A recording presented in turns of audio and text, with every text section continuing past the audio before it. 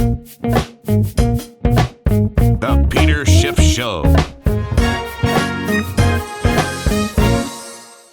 Well, we had some wild swings in the markets today, particularly the stock market and the gold market. At one point this morning, the Dow Jones was down about 270 points, and it finished the day up 53 points. Now, there wasn't any real news that came out to cause the market to go up. It just went up. I mean, people, I guess, started buying just because they wanted to, buy the dip. I don't know. People, market went down, so people came in and bought. The oil market also turned around. Crude was down about $1 and change and managed to close up about 20, 30 cents. A lot of people wanted to say that it's because crude oil rallied that the market rallied, but I don't think it's cause and effect. I think they were both rising for the same reasons. Gold, of course, was the mirror image. Gold at one point this morning when the Dow was down near the lows was up about $27, $28. I mean, we were back above $12.50. And then when the stock market rallied back, the gold market sold off, managed to close out with a small $3 gain or so. Gold stocks finished the day mixed. Most of them still positive on the day, but some slightly negative, although way off their highs. I mean, most of these stocks this morning were up 5, 6, 7, 8%, yet they finished up maybe 1 or 2%, if that, and a few of them actually managed to be slightly negative. But, the people who are, day trading now in the gold stocks or in gold, and they think that the only reason gold is going up is because the stock market is going down. That's not it. I mean, the reason that the stock market falling is positive for gold is because of the effect that a falling stock market is going to have on the Fed and its decisions with respect to future interest rate hikes. If the market is collapsing, Fed officials have already said that that's a concern and that they don't want to raise rates into a very weak stock market. So I think every time the stock market goes down, that's one of the reasons that you see people going into gold is because of the effect that the weak market's going to have on the Fed. But even if the stock market's not going down, the Fed is still going to be reversing on rates because of the economy. The economy is back in recession. Whether the Fed wants to acknowledge that fact or not, that's the reality. And the fact is we had another Fed official on giving a speech this morning, Lacker, who actually came out, and this is probably one of the reasons the market sold off so heavily, although it was down anyway before Lacker opened his mouth. But basically, he said that he sees no signs of a recession, right? That there's no signs that would say a recession is imminent, and he sees no reason why the Fed wouldn't go forward with its rate hikes. Now, of course, he's, one of the supposed hawks on the Fed, but just making a statement so asinine that he sees no signs of a recession. I mean, what is this guy, blind? Or maybe it's because he's just looking at everything through rose-colored glasses. Maybe those are like standard issue over at the Fed, that they give everybody a pair of rose-colored glasses, and that's part of the deal. And so everything they look at is tinted from that perspective. But there is ample evidence that there is a recession. Now, if a guy like Lacker were to be honest and say, look, the economy looks pretty bad. We're probably going to a recession, but rates are really low and the Fed has got to raise them anyway. And so, this is just going to be difficult because we have to raise rates in a recession, but we got to raise them, right? But they're not saying that. They're saying we're going to raise rates because the economy is in great shape. They're not saying we're going to raise rates even though the economy is in lousy shape, because if they admitted the economy was in lousy shape, they don't have the integrity to raise rates. So they want to continue to pretend that everything is great. But this is a very, very dangerous game that the Fed is playing because everything is not great. And not only do they risk making it worse, but they risk losing whatever credibility they manage to have left when it turns out that all these guys who are saying there's no recession anywhere in sight are in the middle of the recession. Here is some of the economic news that came out later today, right? So this is after Lacker spoke. But of course, there's plenty of bad news that came out prior to Lacker's talk that he could have seen as indications of a recession, of signs of a recession. But he is ignoring all that.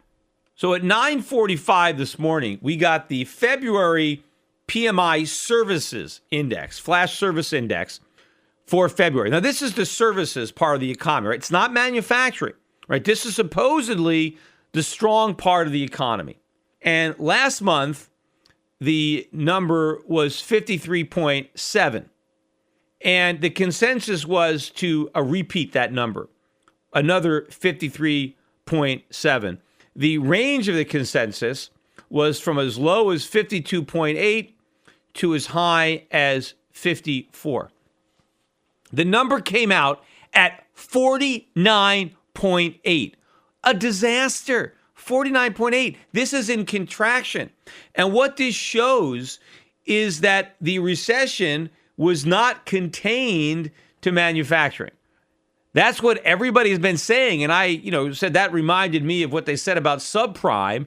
Don't worry about it. It's contained to subprime. The rest of the market is fine. That was nonsense. And it is nonsense again. The problems in the economy are not contained to manufacturing. And today's numbers prove it because the service sector contracted in February. Now, the last time this happened was in October of 2013. And the significant factor there, right? This is the last time that index was below 50. That was during the government shutdown, right? That was the month the government shut down. And so a lot of government services were not available because the government was shut down. And so that's an outlier. You can throw that statistic out. So if you take that out, the last time we had a service sector PMI below 50, we were in the Great Recession. So again, we have another indicator that is flashing recession because it only happens when either we're in a recession or we're having a government shutdown.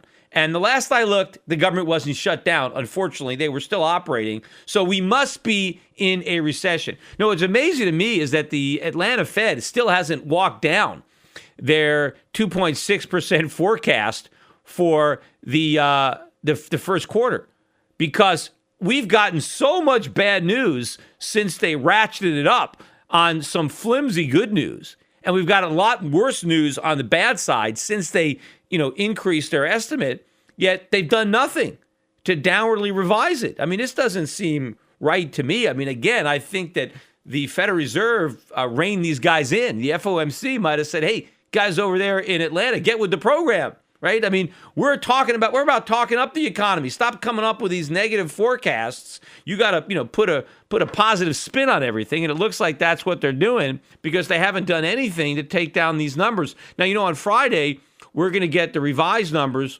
for the fourth quarter, which was originally reported as up 0.7. I think that's going to get revised down. In fact, the consensus is for a revision down to 0.4. So we're getting closer and closer to zero. But the numbers we're getting in the first quarter actually show that the first quarter could be worse than the fourth quarter, despite the rosy scenario that the Federal Reserve of Atlanta is currently painting for that number. Also, after we got the service sector PMI, we got new home sales, which was a disaster. They were looking for 520,000 and we got 494,000. That was a big miss, and it's the lowest level in a couple of years. So more indications, despite super low mortgage rates, that the economy is not in as good a shape as people think. In fact, we got a couple of corporate earnings that came out today that were disappointing. Look what happened to Avis. Avis stock was down 26% on the day. On the day, the stock closed at 22.04, right? And that's with the big market rally, right? It didn't include Avis. They didn't go along for that ride. Down 26% on the day. This stock is down better than 60%, maybe 63% from where it was a year ago. Now, if the consumer is in such great shape, why can't he afford to rent a car? Especially with all this cheap gas. I heard that again on this morning on CNBC. I mean, I kid you not. There was a conversation and they were just talking about the strength of the consumer and why the consumer is so strong. And so this economy is going to be able to shrug a lot of this off based on the strength of the consumer. What are they basing this on? I mean, where is everybody getting the idea that the American consumer is so strong? Because none of this is true. I mean, first of all, we got 47 million Americans on food stamps? How strong are those consumers? How much are you consuming if you're on food stamps? I mean, I'm assuming not very much, because otherwise you wouldn't qualify for food stamps. But number two, even the consumers who are not on food stamps are not doing that well. I mean, based on what do they think the consumer's doing well? Because the unemployment rate is low? I mean, but if you're only not unemployed because you got a lousy, low-paying part-time job, that doesn't mean you're pretty flush. You know, the average American consumer has no savings and he lives paycheck to paycheck. So if he loses his job, he can't pay his bills. Right? And, you know, if there's an emergency, something comes up, if the car breaks down and it's not on warranty and it's you don't have $500 to fix it. And the average American has lots of debt, auto loans, student loans, credit card debt. Yes, overall, right, debt has come down. But that's because people don't have houses anymore. I've said that before. A lot of people who used to have mortgages no longer have mortgages. Yes, so that debt is off their balance sheet. But so is their house. So they no longer have home equity. So you got all these Americans who used to have home equity who now have none. Why are they in such good shape? Why would the consumer be strong if you took away his biggest asset? And the hope that that asset was going to make money. Because it's not. Now, people don't have that. You know, I recently got my house appraised because I'm doing a refinance. And when I got the appraisal, they appraised the lot that my house is sitting on. Just forgetting about, what is the land worth? Forget about the house. What's the land worth? And according to the appraiser, the lot where my house in Connecticut was appraised at $500,000 for the lot. Now, this lot was bought by a developer in 2000 who then built a house and sold it to the guy who sold it to me. So the original house that was built in 2002. My lot was purchased by the developer in 2000.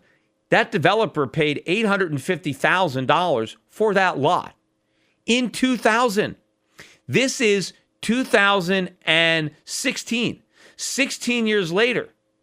And that $850,000 lot is now worth $500,000 after 16 years. And of course, every year you got to pay property taxes on the value of the property. Even if there was never a house built on this land, the owner of that land, had they owned that piece of property for 16 years, would have been paying about, $12,000, I think would be the property tax just on the land every year for 16 years.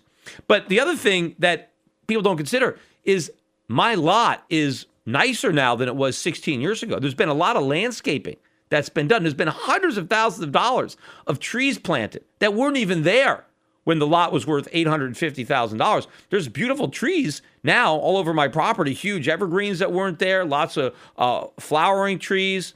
And I don't know if it counts the fact that now there's a driveway, a long driveway with brick pavers on it. There's a gate, electronic gate. I'm not even sure if that's even included, but even forgetting about that. But my point is, everybody in Connecticut, I'm less than an hour drive from Midtown Manhattan. I mean, I'm in prime commuting area for people who, work on Wall Street and live in Connecticut. And this is what's happened to the value of the land. So this is happening all around the country. I mean, maybe not in every part of it, but you're talking about people who used to, their biggest asset was their house, right? Now they don't have that anymore. And back when people were living in the days of the real estate bubble, consumers believed that their real estate was going to keep on rising in value. And so they spent money more freely. How can the consumer be in good shape now when if he owns land, the land that he owns is less valuable than it was 16 years ago? In the meantime, he's got no savings. He hasn't saved any money in the last 16 years. He was counting on his house, and that didn't work out. So this idea that the consumer is in good shape when he doesn't have a house, his rent's going up every year, he's underemployed, he's got lots of credit card debt, he's got no savings, maybe he's got a student loan, or maybe his kids are still living with him, or maybe he's a kid, he's still living with his parents, and he's 20s or 30s. I mean, the consumer is all messed up, and these earnings are proving it. In fact, after the bell today, Restoration Hardware, That's a nice store. I bought some stuff at Restoration Hardware. Apparently not too many other people did because the stock is down 20% after hours because their earnings were horrible in the fourth quarter. Last quarter, this stock, Restoration Hardware, is trading at about $40 after hours. In December, the stock was $100. So you're talking about 3 months, less than 3 months, stock's down 60%. I mean, these retailers are dropping like flies, and you've got Fed officials out there saying there's no sign of a recession. No sign of a recession. Earnings are collapsing at retailers. People are talking about the strong consumer. Well, he can't afford to rent a car, and he can't buy anything at Restoration Hardware. I mean, there is no strength here. And talk about no sign of a recession. What about a PMI in February that is contracting? Negative, below 50. I mean, if that's not a sign of a recession, what is it a sign of? Now, I wonder if all these economists who keep, coming out there talking about how strong the consumer is, are they just reading off of a script? I mean, is that just, everybody gets passed out this memo, the consumer's so strong, the economy's in good shape, and they just believe it? Do they not, even look at any of the data that comes out that would fly in the face of such an absurd pronouncement? If the American consumer was doing so well, why would Donald Trump be kicking butt? Why would he have gotten, 45% of the vote in Nevada if the consumer was doing so good? I mean, the people voting for Trump are voting for him because they're not doing good, and they're hoping that Trump can solve their problems. Right? Same thing with Bernie Sanders on the left. If the consumer was doing so good, they'd want 4 more years with Hillary. They wouldn't want Bernie's socialism. The reason they want it is because the last thing they want is 4 more years because they're in lousy shape. And obviously, I mean, it makes sense given everything else that's going around.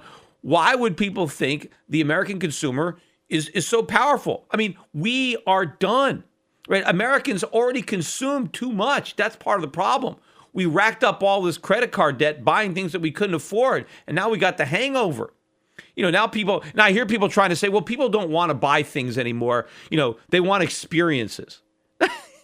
Trying to explain why, sales are going down. Well, how much are people actually spending on these so-called experience? Yeah, what they're experiencing is poverty. What they're experiencing is a lack of a job. That's what they're experiencing. Yeah, of course people want things. They just can't afford things. And you know what? They bought so much stuff, maybe they realize they don't need a new thing. They can make do with what they got. Right? Because they don't need to go into debt to buy something else. They'll just make whatever they have last a little longer. And that's what's going on. The one place that people have bought has been in the automobiles. But this is going to be another disaster when, all the people who bought these cars, when they lose their jobs and they don't want to make the car payments anymore. And the lenders are going to be stuck with all these cars. And of course, all these leases that were made a few years ago, when these leases mature and the lessees turn in the cars, the resale value of these cars is not going to be anything near what was assumed when the lease was made, because the residual value of the car is probably the most important factor in your lease payments. I mean, the interest rates are nothing because it's basically zero. So really what the cost of the lease is how much is the car worth when you bought it, and what's it going to be worth as a used car when the company who leased it to you has to turn around and sell it. And it's that depreciation that makes all your payments. Well, if it turns out that the car is depreciated a lot more, then the lender ends up with a huge loss, which is exactly what's going to happen, because all these cars are going to be turned in and there's not going to be a vibrant market for them because the market's going to implode. But every place else, spending is collapsing. The retailers here are dropping like flies. I mean, every once in a while, somebody's going to report better than expected earnings. But, those are the exceptions. The rule is almost every one of these companies is reporting disappointing results. Now, would they be doing that if the consumer was so strong? And this is fourth quarter. This is like during the holiday shopping season. So if consumers weren't spending for Christmas, how much are they going to spend in January and February or March? So if the sales were really bad in the fourth quarter, they ain't going to get any better in the first quarter. Meanwhile, I think the sell-off that we got in the gold stocks from the highs earlier this morning, I think we're going to ultimately make new highs. I don't think this is any kind of reversal that we had today. I think that you just have too many people that are trading on these algorithms, or maybe you're looking at, the U.S. stock market rises, I got to sell gold. But ultimately, I think this is still early on in this gold rally. In fact, I think there was a gold stock, I think Yamana was downgraded today to a sell from a hold. I think maybe it was Goldman Sachs. I forget who did the downgrade. But I haven't seen one upgrade. So far, we've seen Newmont got a downgrade. Newcrest Mining in Australia got a downgrade. I mean, every single gold stock that I've seen in the last month, even though some of these stocks have tripled. You can find gold stocks that have tripled in the last month. Some have doubled. Some are only up 50% or whatever. But, I mean, they're all way up. And during the entire time, the only thing I've seen from Wall Street is a downgrade. Nobody has upgraded a stock. It's all been, anytime the stocks have gone up, let's downgrade it to a sell. Even if they didn't have it as a buy. They went from a hold to a sell. Well, if you never bought it, how are you supposed to sell it? The only advice you got was to hold it.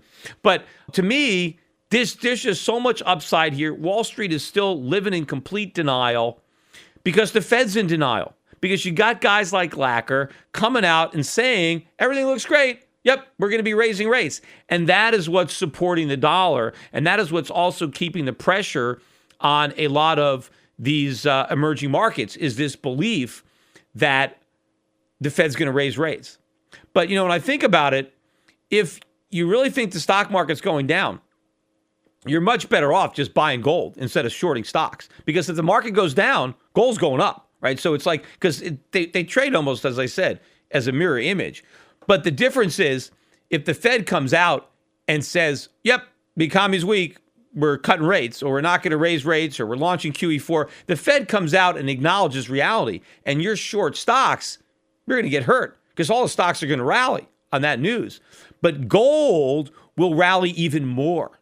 And I think gold stocks too. So I think you can make money both ways, because until the Fed acknowledges this reality, until they capitulate, that's going to keep downward pressure on the market, which is going to keep upward pressure on gold and gold mining stocks. And when the Fed admits that the economy is weak and that it's going to change policy to stop the stock market from going down and stimulate the economy, then gold stocks and gold go up even more. That's an even better environment than the one that we're in now. And I can't imagine the Fed waiting too much longer because, I know there's a lot of pressure from Wall Street on the Fed to reverse policy. There's a lot of pressure from the White House. I mean, imagine, because Barack Obama doesn't want Donald Trump to be the next president. He wants Hillary Clinton. Because if Hillary Clinton is the next president, Barack Obama is going to have a lot more fun in a Hillary Clinton administration. He's going to be invited to a lot more White House functions. He's going to be more popular. Plus, a lot of his same guys that work for Obama will get jobs working for Hillary Clinton. And so Obama wants that. Plus, it's a validation of his presidency, right? He wants to be able to hand the baton to Hillary. So he doesn't want Donald Trump to be the next president. So he must be putting a lot of pressure on the Fed, because the longer the Fed waits to do something, the harder it's going to be to turn something around. They can't admit, there's a recession right before the election. They need to do something now to try to get us beyond that election without a catastrophe. And the Fed does have a window of opportunity to try to blame what they're doing on foreign events beyond its control. They can still pretend, if they want to, that the economy is okay, but they got to do something to stop the bleeding and start doing some stimulus. They need an excuse. So I can't imagine that there's going to be too much more time that's going to go by. I mean, the Fed does want to distance itself. It wants more time between the rate hike and the rate cut. But they don't have that much time. That's the problem. Time is running out. Attention listeners, I have an urgent message for you. We're in the middle of a war. The global conflict is destroying the lives of millions without a single bomb being dropped. It's called the International Currency War, and your bank account has been drafted to fight. The victims in this conflict are our currencies: the dollar, the euro, the yen, the pound. They are all heading to zero as irresponsible central banks compete to see who can print the most the fastest. But there's one form of money politicians and central banks can't destroy: gold. Today, it's more important than ever to understand the value of gold in your portfolio and to keep a close eye on major market developments. Subscribe to my monthly videocast and you'll be the first to hear my latest analysis on gold investing and the currency wars. Visit goldvideocast.com right now to subscribe for free. I call the dot-com bust, then the housing bust, and I advise clients to diversify into foreign equities and hard assets while the rest of Wall Street laughed at me. Now I want to keep you up to date on the next crisis that is brewing. My Gold Videocast also includes personal interviews I've conducted with other contrarian investors like Jim Rickards and Axel Merck. Gold has gone up 256% since 2003, but it has a lot further to go. Don't miss the rally. You can prosper during this time of currency wars, but only if you stay educated. Get a free subscription to my Gold Videocast at goldvideocast.com. That's goldvideocast.com.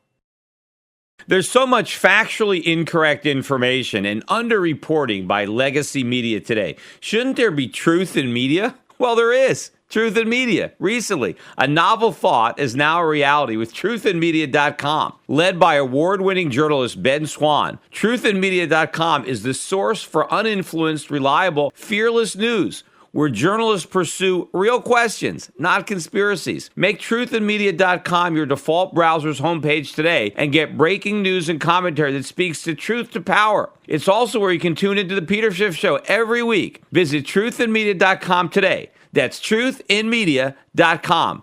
Access to Truth in Media RSS feed by visiting truthinmedia.com/feed.